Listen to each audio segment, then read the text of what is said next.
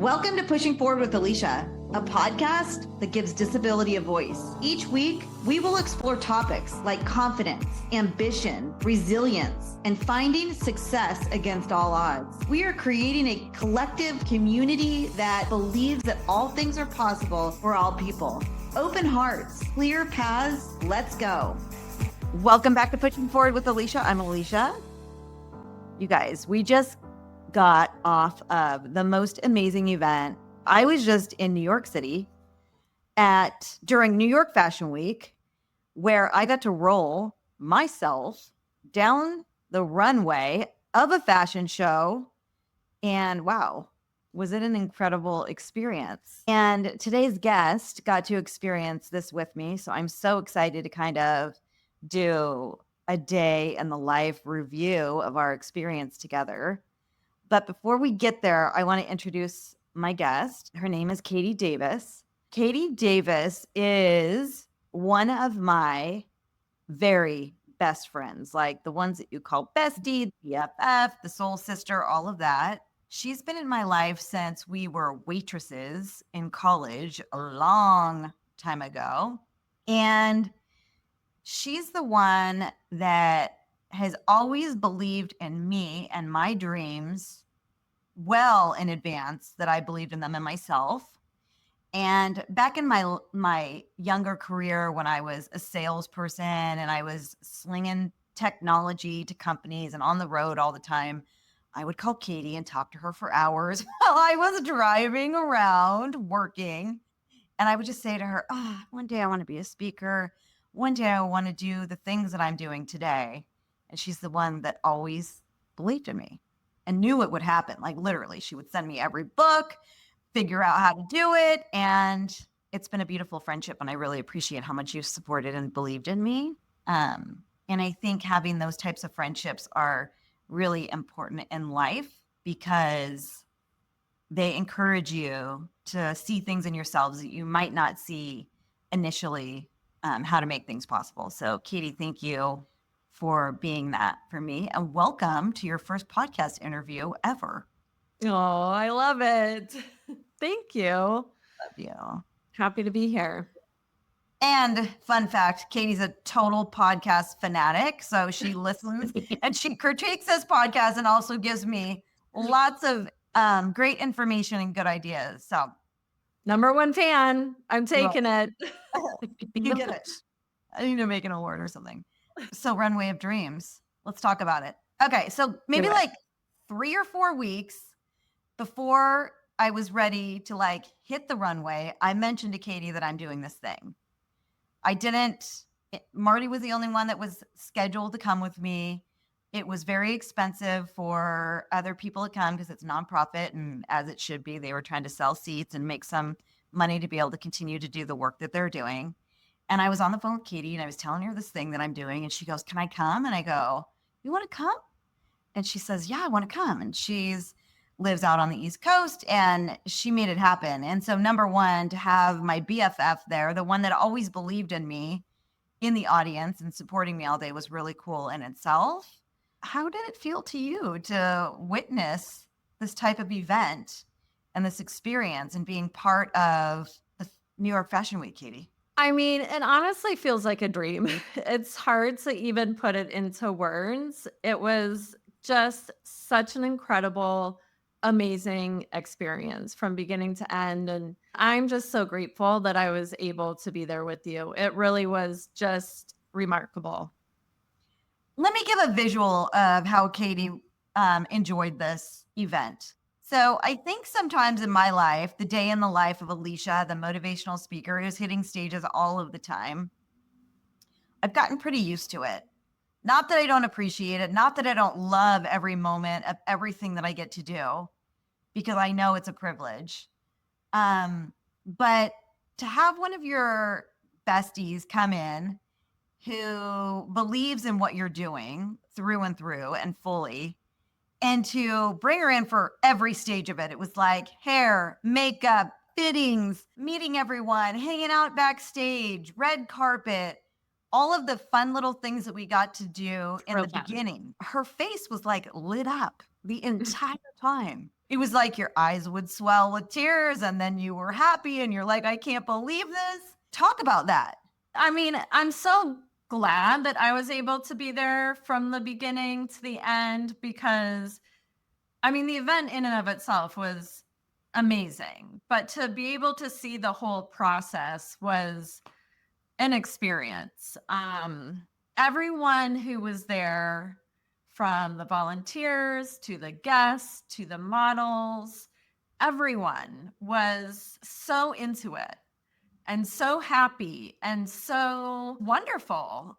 It was just remarkable. And, you know, when you were speaking with Target, with Zappos, with these big companies, they were so invested in what you were saying. I'm not even sure you realized, you know, they were just soaking up like everything that you had to say. And I just thought it was absolutely incredible. Yeah. And to have that experience to meet these brands and do work with them has been a privilege for me. I actually got to wear down the runway one of the products that Target has, an adaptive line. I rolled down the runway for Target, and you know, behind the scenes, I did some fit modeling and a little bit of consulting on this garment specifically, and it's going to be released this fall. And it's a adaptive puffer jacket. And so the fact that I've had the privilege to work with companies like Target and Victoria's Secret and many others on kind of consulting and fit modeling on some of these adaptive products has been really not only fun, but fulfilling to see these products come to life that are universally developed to work for not only able-bodied people, but for disabled people. So a long puffer jacket makes sense putting it on and wearing it, whether you're a wheelchair user or you're autistic or anything else. And that is not the typical fashion culture, I guess, where you're developing your products to be adaptive and have a line for it. And we've come a long way in our society and in business, that businesses like Target are starting to invest in many products. It wasn't just the jacket. It was like, I got this cute crossbody that also it can hang from the back of my wheelchair. And they just sent Marty and I adaptive matching raincoats for the winter. And there's just really cool products that make it so much easier to at Zappos, like high tops that will actually go onto my feet and stay on. And just really incredible, number one, to be able to be a part of that, but to have so many other brands doing it is a real you were more than a model, much more. Model first, though, because it was my moment. Yes, and you worked it. I did. I tried to soak it up. I was like, big hair, big makeup, big stage presence. Let's make it happen.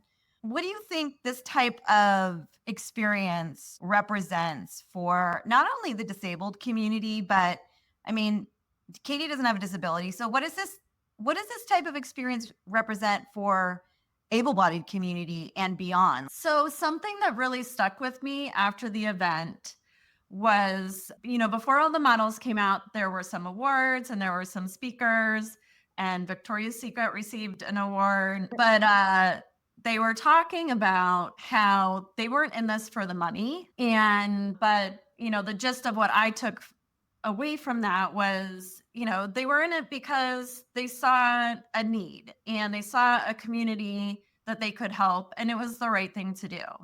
And I just have really been thinking about that, like how we can all take that into our lives. You know, it's one person, for example, Mindy, you know, she had this child with a disability and she worked in the fashion industry, and she saw a need and had a very lofty goal of changing the entire fashion industry.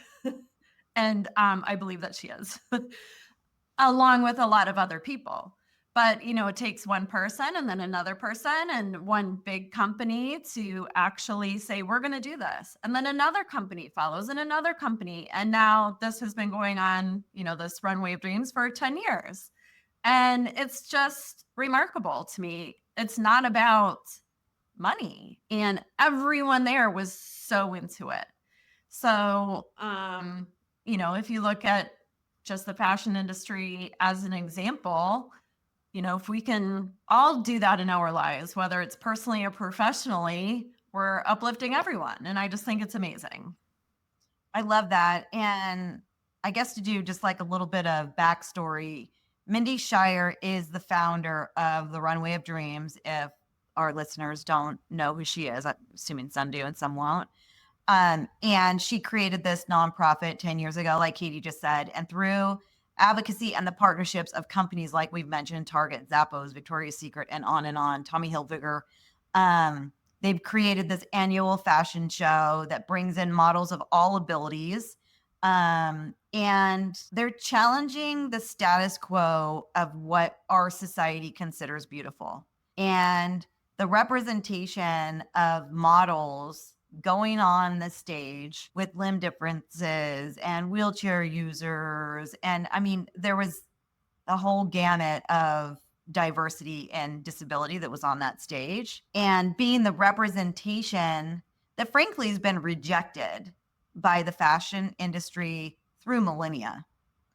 10 years ago, 20 years ago, 30 years ago, it was really hard for a disabled model to be included in any type of runway show, let alone hired to consult, used as an expert to figure out how to make these products actually work for disabled people.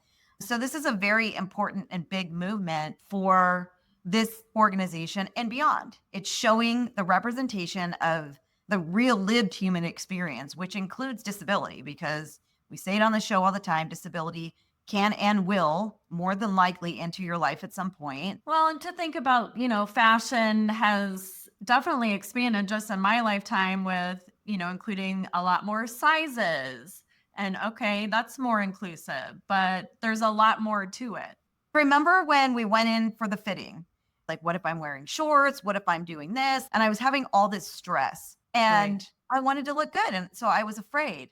And we go in there for the fitting, and the Target people are there, and we go into the back and we start looking through the garments, and everything was accessible.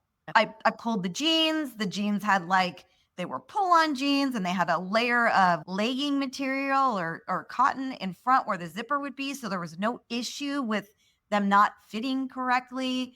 And all of my stress about, is this garment going to fit me right, literally went away instantly, because there was a complete outfit from shoes to shirt to jacket to jeans to my cute little A necklace. Like, everything was accessible. And I didn't have to worry about whether I had to make my body fit for something that wasn't made for me. Right. And I mean, that experience made me think back. And I even told you, you always look so cute. And I guess I never really thought about the extra time and effort it takes for you to find the clothes, to find stores that offer clothes that are in your size, to find and try on shoes that won't fall off your feet. I hate shopping. And it can be frustrating for many people of all abilities, but then you add a disability, and I guess it just wasn't something that I had put enough thought into about how frustrating that could be for you and a lot of other people. So bravo to all of the companies that are providing these clothes, and I hope more companies offer more as well. Totally. And bravo to the Runway of Dreams and other companies of such that are putting forth the time and the resources and the effort to changing this narrative that I don't even know if I acknowledged fully what a problem it has been my whole life for clothes to not fit me. Like, I have always just had to figure it out. And to have that experience, specifically to go in and find that pair of jeans that was waiting for me that actually worked, that was freedom. That was absolute freedom and feeling like I was seen and considered for who I am, the way that I am, without trying to fit this disabled body into something that was not designed for me. And they're making these clothes universal, so they like work for everybody in a lot of the cases. Yeah, and it all still really looked nice, like a shirt that was Velcro, but it didn't look like it was Velcro. You couldn't tell, just by looking at something, all of the adaptations that had been made, that it was still really beautiful, nice clothing. And those adaptations, like what people don't understand is it actually makes a path of least resistance for everybody to use their product. And maybe you are a mom and you always have a baby in your arms, and it would be easier to just use a magnet to close your jacket and not have to worry about putting the button through. Right. This translates to every company, every product, everywhere. And it just makes you feel really good as a disabled person to roll down that runway and see all of these people in the audience just so excited to witness it and be a part of it and cheering you on. I mean, the vibe in there was electric. It meant the world to me to see the joy on your face with every single moment of the process all day. I'm just so grateful that we had that moment, because you really are the one that has been cheering me on for so long. And so the fact that you got to like come and experience kind of my world and where I've come from, driving around going, I just want to be a speaker one day. Crazy. It only took 25 years, but who's counting? We've come a long way. In the show notes, we'll leave all the information about the Runway of Dreams and how, if anybody wants to follow them, support them, be a part of the show, all of that, you can find that. Like, you want to talk about our friendship a little bit? Anything? Is there any thoughts about that? Where do we start? Probably with a glass of wine and I don't know, a beach somewhere or something. I mean, I met you when I was 21 and had moved to Orange County, California from Iowa, not knowing a single person. And I went out for dinner the night that I got there to a Mexican restaurant with my dad. And I'm like, well, I need a job, may as well apply here. And I got the job and I met Alycia. And the rest is history. We've been able to grow into women and support each other and believe in each other and do all the things. I still moved a lot and we still stayed close, and I love you. It's been great. I love you too so much. I'm kind of reminiscing now back at that 20 something when we first met. And I don't remember my disability even being a thing. No, I mean, one of the story, and I was kind of thinking about that as well. I don't even think we ever talked about it. It was never a thing. I remember seeing you once I started the job and was like, oh, dang, she's kicking butt, waiting tables over there. I got to keep up with Alycia. And we went to a concert together right away. And I'm like, let's go to the front row. And I remember you being hesitant, what do you mean? I'm like, well, you got to be able to see, we're going to the front row. And you were kind of never been to the front row. And I was like, why not? And we had an issue with the bathroom. The handicap bathroom was totally taped off. And it's the only bathroom you could use. And I was like, okay, we're going in the bathroom. We're breaking through the tape. It was we're doing it. But that's sort of also who you've always been, at least in my eyes, is there have never been any obstacles. You just figure it all out. I don't know. You've always been a great role model. That bathroom story right there, I don't think I would have done that at that age without you going, no, let's go do that. Because I didn't want to be that person that had to say, no, I need in here. I am now, but it's taken me a long time to get like that. So I think it just shows the power of friendship and having somebody in your corner. So Great memory. Thank you for supporting the podcast the way that you do. You definitely are the number one fan, that's for sure. You know that we can't end a show without a pushing forward moment. Do you have a pushing forward moment you want to share with our listeners? I think my pushing forward moment would be kind of what I took away from the Runway of Dreams experience, and that there's power in showing up.